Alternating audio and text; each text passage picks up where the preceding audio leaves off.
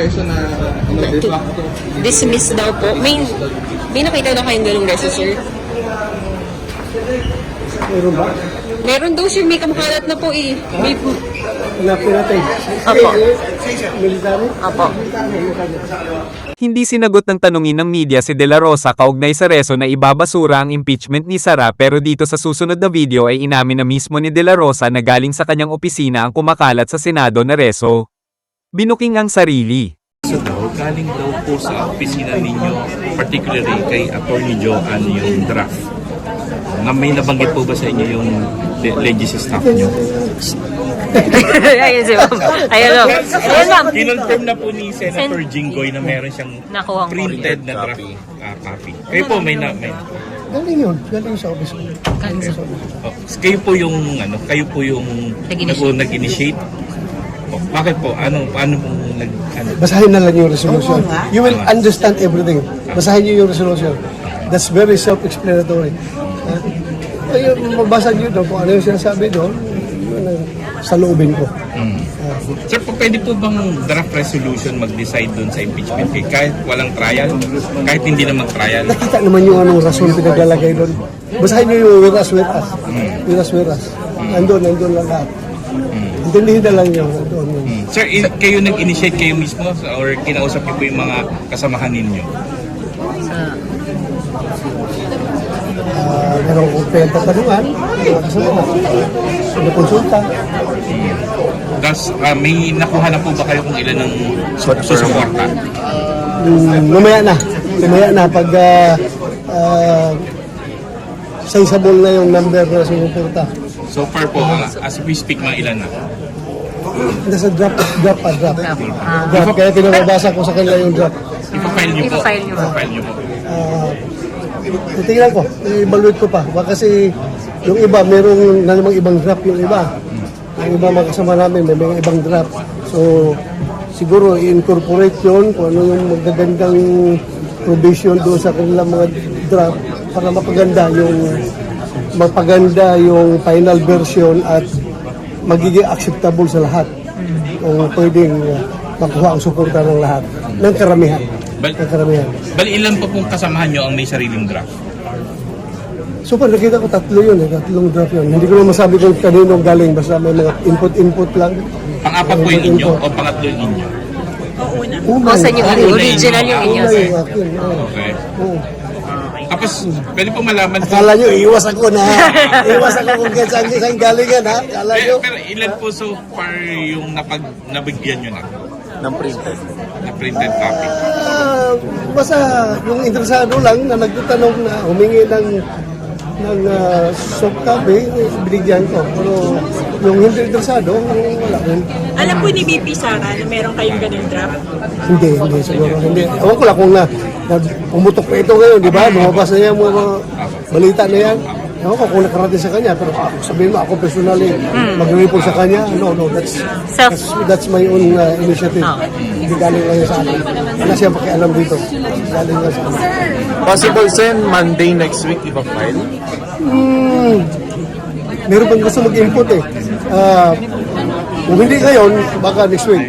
Possible ngayong araw din? Hopefully ngayon sana, kung natapos na yung mga ini-input nila ng mga magagandang laman. Saan confident po kayo na makakagather kayo ng support sa Congress? Whether or not magkakuha ako ng suporta ng majority, I am confident that I make a stand as far as this issue is concerned. Sir, ihain niyo sa floor yung reso niyo. Once it is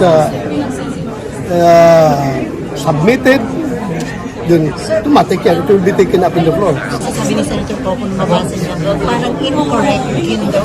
Whatever, may kanya-kanya tayong opinion, no? May kanya-kanya tayong opinion. Pinag-aralan niya, research siya ng aking legista.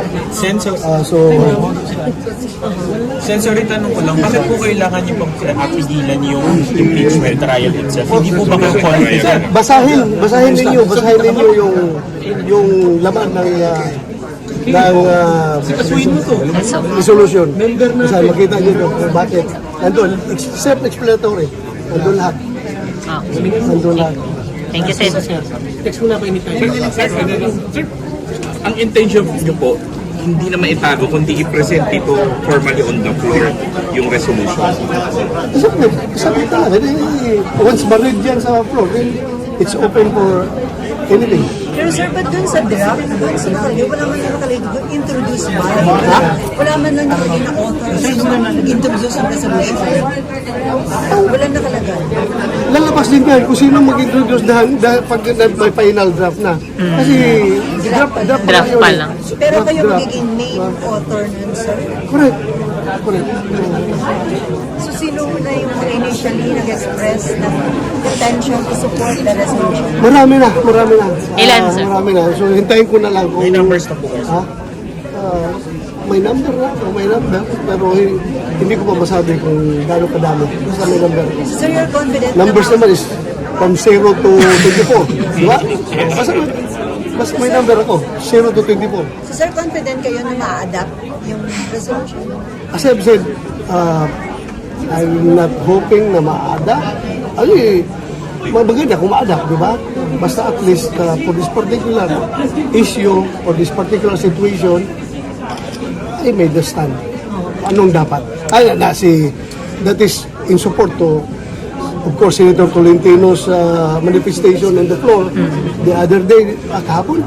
The other day. Monday. So, meron siyang manifestation na ginawa, kaya gumawa tayo ng resolution to support his manifestation. So based on, was Based prompted on- or prompted by the manifestation? Yes. Bali na-consult nyo na rin po ito kay SP. Or pinaalam. Where is ASP?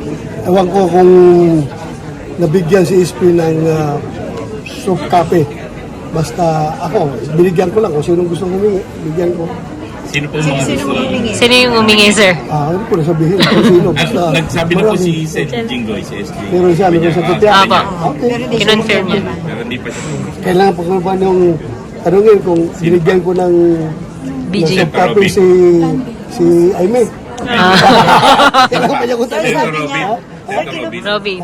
sabi ni Amy, nakita na niya, nabasa niya. Oo, meron siya. So, sir, At saka maraming inputs, kaya hindi lang isang draft, maraming draft. Kaya pinapinalize yun. So just to clarify lang, ulitin ko lang po yung tanong niya. Kung pwede po sa position po ninyo, kung pwedeng i-dismiss yung impeachment complaint kahit walang trial yung Senate as an impeachment court. Basta, tingnan lang yung laman ng resolution. Ha? Basta, once nandito na yung articles of impeachment, obligado kami na i-tackle yan. Hindi mo sinasabi na hindi i-tackle. Paano mag-dismiss kung hindi mo i-tackle yung articles of impeachment? Di ba? So, sir, Pero sir, yan dito na under consideration na din. So, pero sir, di po ba kayo confident na sa mga lawyers ni Vice President Sara Duterte? confident ako. Sobrang confident ako. so ba't kailangan pa Bakit i-dismiss? kailangan pa po i-dismiss? Why not let impeachment trial to Proceed. Sabi ko nga, yung time ang pinag-usapan, o saan tayo kukuha ng time? Sige. Kailan sinabi ni SP yung itatakil yan? June 11. After June 11, pag 12, meron pa ba kaming... 20th Oh, Congress? 20th Intal, kaya, pagtawid. 20th Congress. Pagtawid. My position dyan sa pagtawid is imposible. Ha? Based on my readings, based on my research, and based on the legal opinions coming from experts, yun ang binabasehan ko. Mukhang malabo makakatawid. Yung pinabanggit nyo na unfinished. Oo. Ang mga malabo, walang jurisdiction ang 28th Congress to act on impeachment na pinahil sa 19th Congress. At kung ano man pinagsimula ng 19th Congress, it's not binding sa 28th Congress. Hopefully, today, kung makaya. Pero kung hindi, next week. Ipa-file niyo po today. Ha? Sorry sir, ipa-file. Ipapayal ko kung naayos na yun. Okay, At na po. may mga saktong number na sa pumirma. Ano yung latest info niyo, sir? Ilan na yun nakapila? Secret. Okay, that's it. More than one. Basta more than one. More than one. More than one. Ikaw yung I one. have a number. The numbers from 0 to 24.